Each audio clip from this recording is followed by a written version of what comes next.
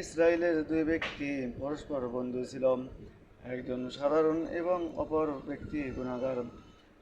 সদুদ্দেশ্যে শনাক্তকারী ব্যক্তি গুণাগার ব্যক্তিকে সর্বদাই বলিতে, তুমি উহা হইতে বিরত হও। সে উত্তরে বলিল, তুমি আমাকে আমার প্রভুর হাতে ছাড়িয়ে দাও।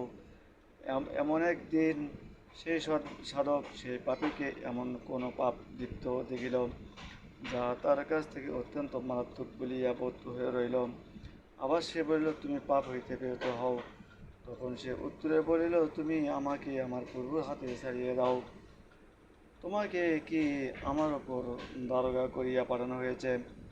জবাবে সে বলিল, আল্লাহর শপথ, আল্লাহ তোমাকে কখনো ক্ষমা করবেন না এবং তোমাকে জান্নাতে প্রবেশ করাইবেন না।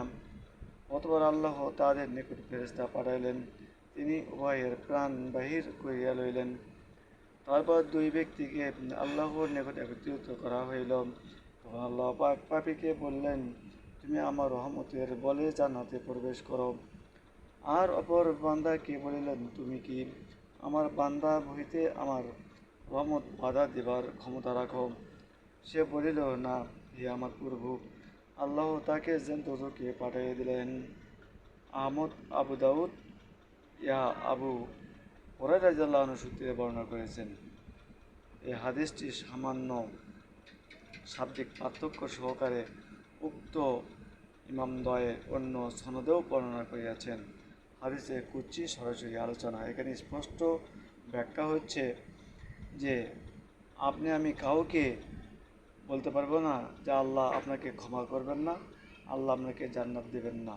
এ কথা আমরা বলতে পারবো না, কারণ আল্লাহ পাক কাকে কখন ক্ষমা করবেন, কাকে কোন বিনিময়ে জান্নাত প্রবেশ করবেন, তা আমাদের জানা নেই। অতএব আমরা সর্বক্ষণ বলতে পারবো যে আল্লাহকে ভয় করো, আল্লাহর ইবাদত করো, আল্লাহকে ভয় করো, আল্লাহর শাস্তিকে ভয় করো, এই কথাগুলো বলতে পারবো। কিন্তু জান্নাত দেবেন না, ক্ষমা করবেন না, এ কথা আমরা বলতে পারবো না।